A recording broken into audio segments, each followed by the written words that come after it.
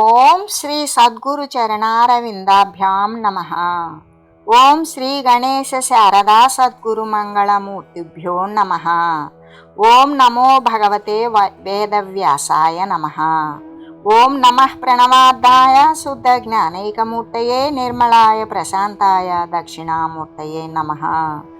ఓం ఈశ్వరో గురురాత్మేతి మూర్తిభేద విభాగినే వ్యోమవద్వ్యాప్తదేహాయ దక్షిణామూర్తయే నమః. శ్రీ గురుగీత ప్రథమోధ్యాయము.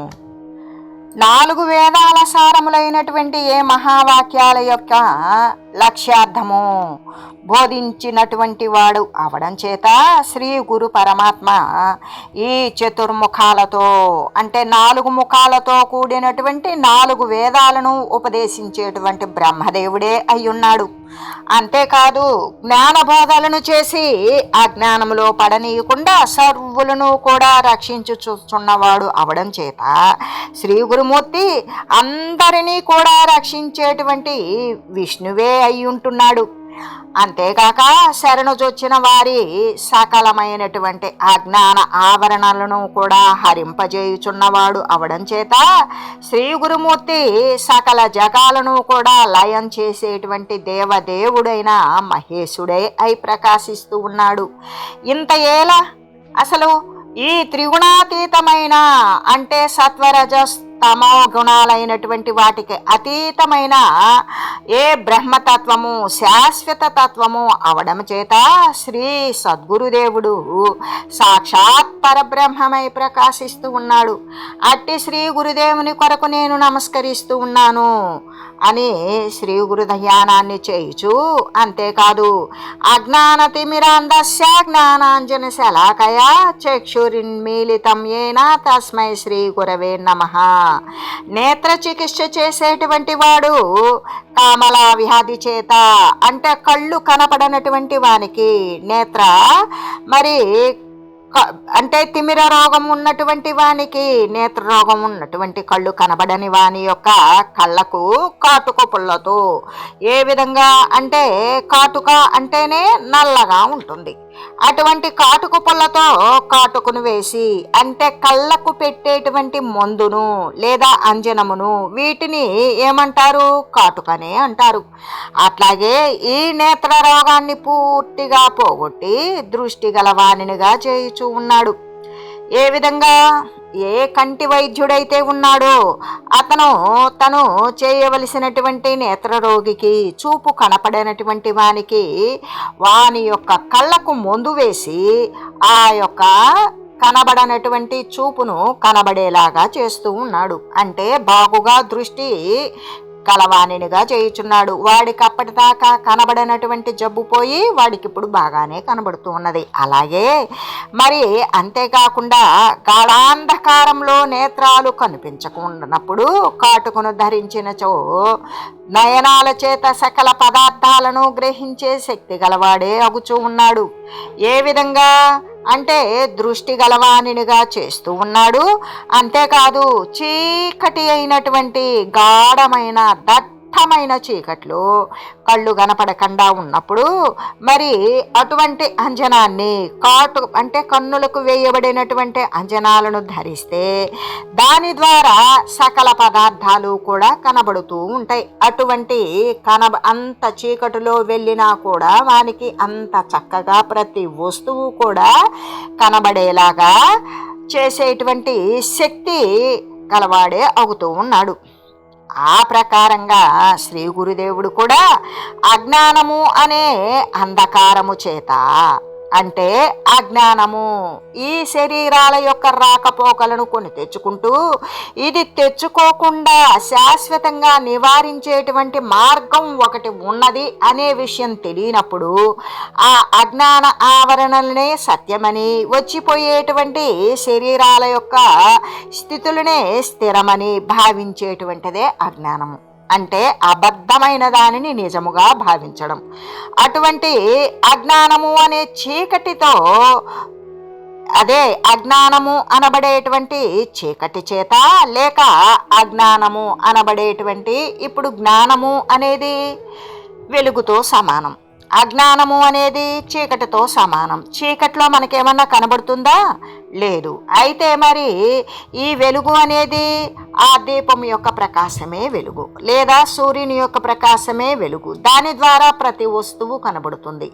అలాగే ఈ కంటిలో గనక ఎటువంటి దోషము లేకపోతే సర్వము కనపడుతుంది. కంటికి దోషం ఉన్నప్పుడు ఆ దృష్టి దోషాన్ని పోగొట్టుకునే విధంగా మనం కంటి వైద్యుని దగ్గరికి వెళ్ళి దానిని చక్కబరుచుకొని వస్తాం.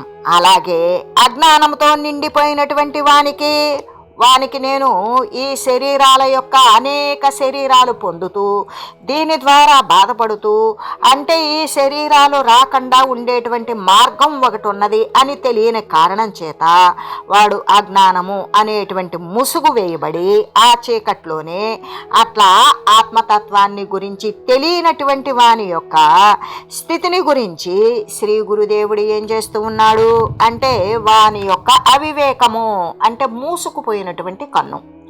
దేని చేత? ఇప్పుడు చర్మచక్షువు మాత్రమే తెరవబడి ఉన్నది. దాని ద్వారా ఈ చర్మచక్షువు ద్వారా, చర్మము చక్షువు అన్నప్పుడు ఈ శరీరము వచ్చిపోయేటువంటి స్థితికి లోబడినది. ఇటువంటి శరీరాలతో నిండినటువంటి దృశ్యము అది కూడా వచ్చిపోయేటువంటి స్థితి కలిగి ఉన్నది. ఏ విధంగా? ఈ శరీరం ఉన్నప్పుడు ఇది దృశ్యము అంటే దృశ్యం అవుతుంది. ఈ శరీరం పోయినప్పుడు ఇది దృశ్యము ఉన్నదో లేదు. ఏ దృశ్యం తన్నస్యం. తను పోయినప్పుడు ఈ దృశ్యం ఉంటుందా? తెలియదు. తెలియనిదేంటి? లేని దానితో సమానమే. అయితే ఎప్పుడూ కూడా కనబడినా కనబడకపోయినా సర్వానికి ఆశ్రయమై సర్వము నిండి ఉన్నటువంటి ఆత్మయే తను అనే విషయం ఎవరికి తెలుసు? శ్రీ సద్గురువరేణ్యులకు తెలుసు. కానీ ఈ విషయం ఈ యొక్క దేహాత్మ భావన కలిగినటువంటి వానికి ఈ యొక్క దేహాలు రాకుండా చేసుకునేటువంటి విధానము అనేది వానికి తెలుసా అంటే అదొక మార్గం ఉన్నది అనేది తెలియదు. అంటే ఇదే సత్యము అని ఆ చీకటి ఎందే ఉండేటువంటి వానికి, ఆత్మతత్వాన్ని గురించి తెలియని వానికి అంటే ఆ అవివేకము అంటే లోచూపు, జ్ఞానమైనటువంటి చూపు వానికి లేని కారణం చేత ఆ జ్ఞానముతో కూడినటువంటి దృష్టి, జ్ఞాన దృష్టి, జ్ఞానమైన చూపు, ఆ చూపును కలిగించేటువంటి బ్రహ్మజ్ఞానము అనేటువంటి ఔషధం ఒకటి ఉన్నది. ఆ ఔషధం అప్పుడు భౌతికమైన కన్ను కనపడకపోతే కంటి వైద్యుడు వేసినట్లుగానే ఈ జ్ఞానము అనేటువంటి నేత్రం మూయబడినప్పుడు ఈ నేత్రాన్ని తెరిపించడానికి శ్రీ సద్గురుదేవుడే బ్రహ్మజ్ఞానము అనేటువంటి మందు వేస్తాడు. ఆ మందు ద్వారా ఈ జ్ఞాన నేత్రము అనేది తెరవబడుతుంది అని వాని యొక్క అప్పుడేమవుతుంది? అప్పటిదాకా వాడు ఉన్నటువంటి ఆ అవివేక దృష్టి అంతా కూడా పూర్తిగా నశించిపోతుంది. కళ్ళు కనపడక నేను ఇప్పటిదాకా ఇది ఒకటై ఉంటే నేను మరొకటిగా భావించాను అని తన యొక్క అవిజ్ఞాన దృష్టి ప్రాప్తించిన మీదట అవివేక దృష్టి మొత్తం కూడా పూర్తిగా నశించిపోతుంది. అలా నశింపజేసి జ్ఞాన దృష్టిని ఇచ్చి పొందింపజేసి రక్షించేటువంటి వాడు పరమ కరుణామూర్తి అయినటువంటి శ్రీ సద్గురుదేవుడే. ఏ పరమ కరుణ, అది మామూలు కరుణ కాదు. ఎందుకు?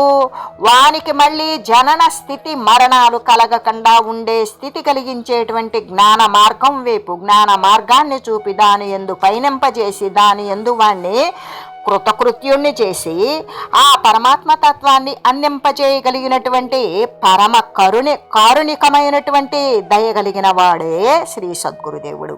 అందుకే అటువంటి సద్గురుదేవునికి నేను ఎల్లవేళలా నమస్కరిస్తూ ఉంటాను అని చెబుతూ, అంతేకాదు అఖండ మండలాకారం వ్యాప్తం ఏన చరాచరం తత్పదం దర్శితం ఏన తస్మై శ్రీ గురవే నమః.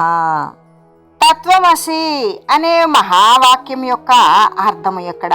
శ్రీ గురు పరబ్రహ్మ స్వరూపమే అని వేరు వేరు పదాలతోటి విమర్శించి మరీ తెలియజేస్తూ ఉన్నారు. ఈ శ్లోకమున ఏమున్నదంటే తత్ అనే పదము మరి దాని యొక్క అర్థాన్ని గురించి కూడా తెలియజేస్తూ ఉన్నారు. అంతేకాదు చైతన్య స్వరూపుడైన జగత్తే ఉపాధిగా ఉన్నటువంటి పరమాత్మ చేత చరాచరమైన బ్రహ్మాండమంతా కూడా వ్యాపించి ఉన్నది. ఇక్కడ తత్వమసి అనేటువంటిది అంటే ఈ రెండు కూడా ఈ తత్ అంటే జగత్తుకి జీవునికి ఏమి చెప్పాలి అంటే జగత్తు లేకుండా పోయేటువంటిది, జీవుడు లయమయ్యేటువంటిది.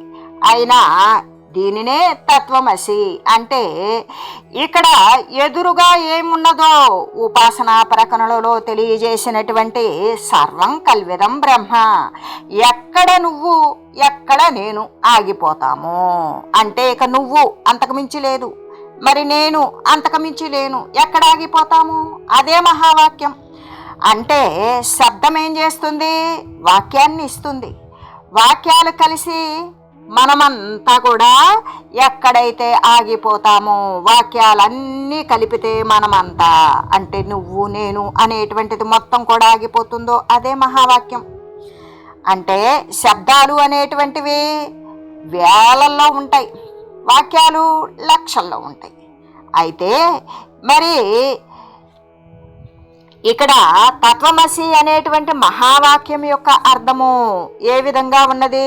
తత్తు త్వము అసి అనేటువంటి మహావాక్యం యొక్క అర్థము ఇక్కడ శ్రీ గురువు యొక్క పరబ్రహ్మస్వరూపమే అని వేరు వేరు పదాలతో మనం మహావాక్యాలు నాలుగింటిని గురించి చెప్పుకుంటే ప్రజ్ఞానం బ్రహ్మ, అహం బ్రహ్మస్మి, అయమాత్మ బ్రహ్మ, తత్వమసి అంటే సర్వం కల్విదం బ్రహ్మ. సర్వము దేని చేత జాలువారింది?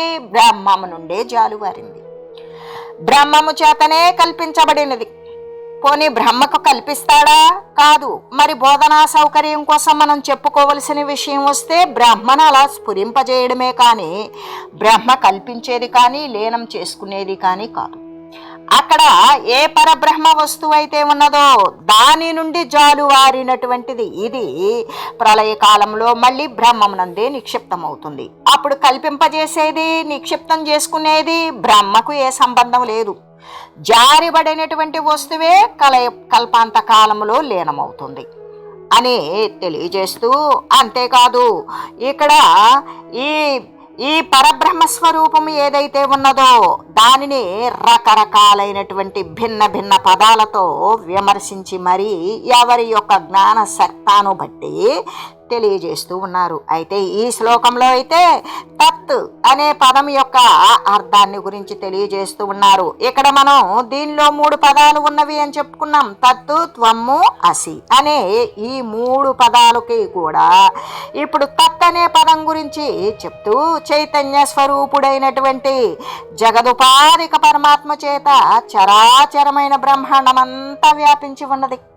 ఏ విధంగా అంటే చైతన్య స్వరూపుడు ఏ పరమాత్మ వస్తువు, ఇక్కడ చైతన్య స్వరూపుడు ఎక్కడ ఉన్నాడు? సర్వము వ్యాపించి ఉన్నది. స్థావర జంగమాదులు ఎందు కూడా, రాతి ఎందు కూడా రాయికి తగినటువంటి చైతన్య శక్తి ఉంది. జడము అంటే కదలకపోతే జడము అంటున్నాం, కానీ జడానికి కూడా చైతన్య శక్తి ఉంది. కాబట్టే అది పదార్థం స్థావరం జంగమం. కదిలే వాణి ఎందు కదలని వాటి ఎందు కూడా చైతన్య స్వరూపము నిండి నిబిడీకృతమై ఉన్నది. అయితే ఈ చైతన్య స్వరూపుడైనటువంటి మరి పరమాత్మ ఏ రూపంలో మరి కనబడుతూ ఉన్నాడు అంటే జగత్తు అనేటువంటి ఉపాధిని ధరించి ఉన్నాడు అని చెప్తున్నారంతే.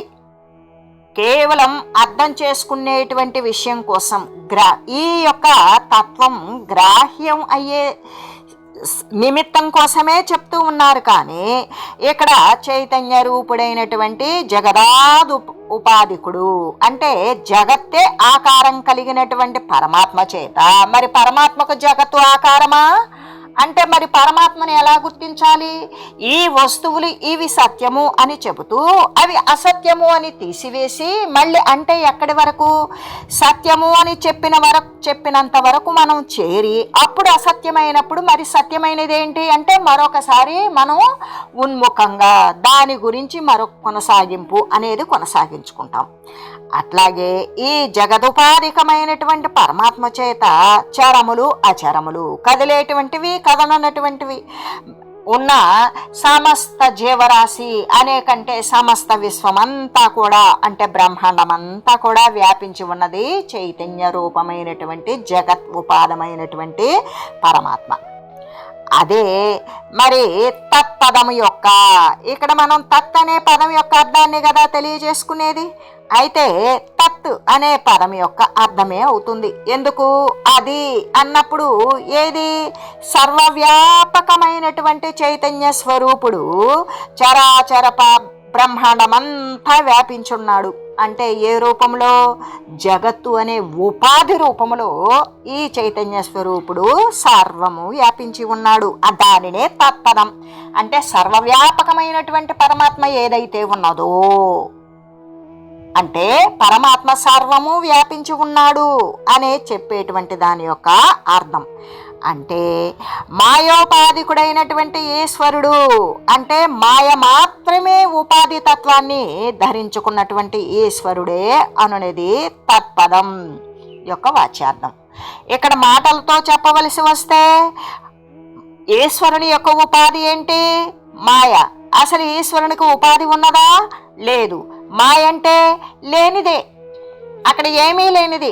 ఆకాశం అంటే లేనిది, మాయ అంటే లేనిది, మరి ఉపాధి అంటే లేనిది అయినప్పుడు మరి మాయోపాధికుడైనటువంటి అంటే అక్కడ ఉపాధి సత్తానే లేనటువంటి ఈశ్వరుడు అనేటువంటిదే తత్పదం యొక్క వాచ్యార్థం. అయితే ఇట్టి తత్పదం యొక్క వాచ్యార్థాన్ని మనం విమర్శించి చూసినట్లయితే మనం చేరవలసినటువంటి, మనం చెందవలసిన దృష్టి స్థిరపరచవలసినటువంటి లక్ష్యార్థం ఏమై ఉన్నది? చైతన్య పరబ్రహ్మం.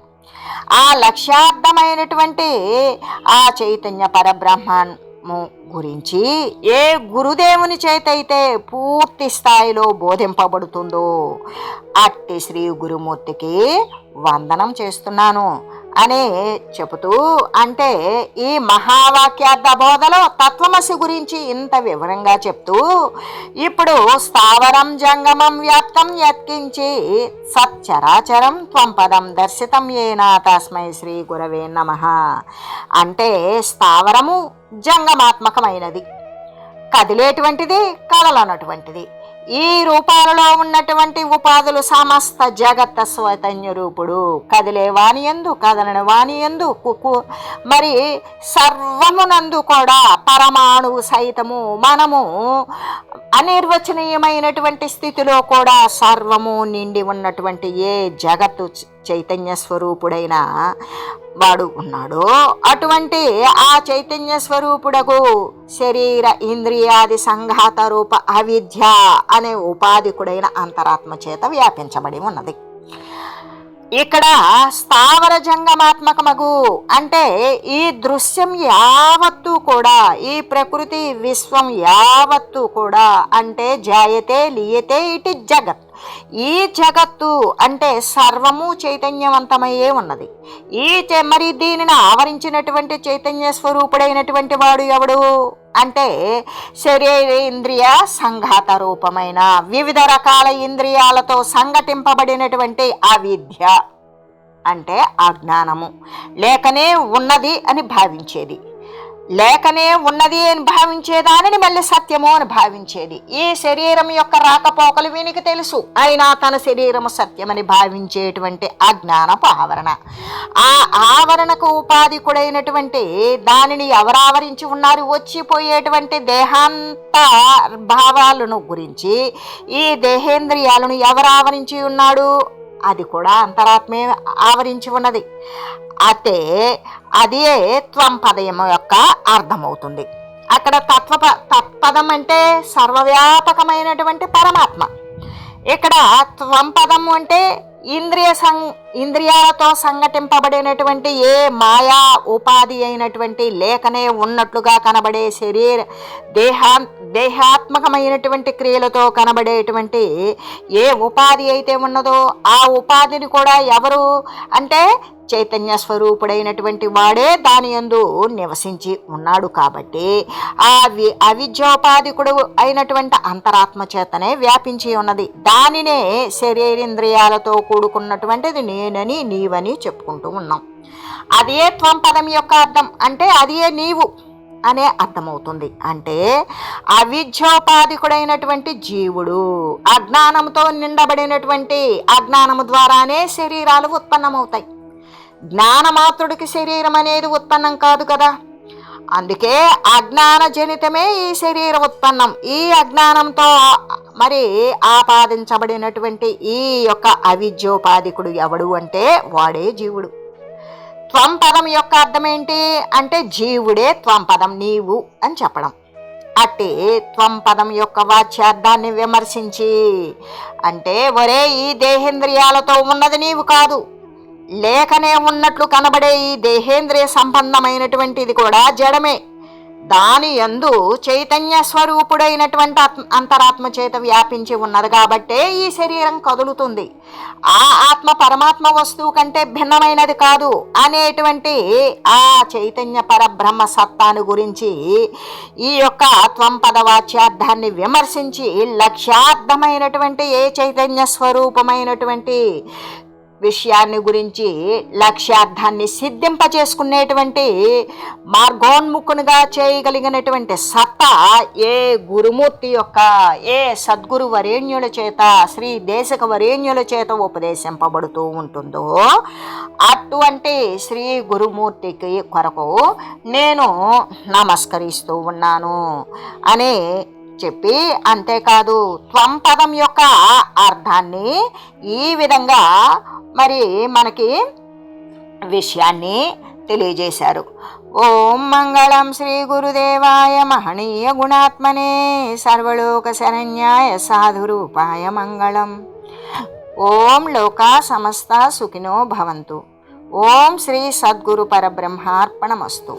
ఓం తత్సత్.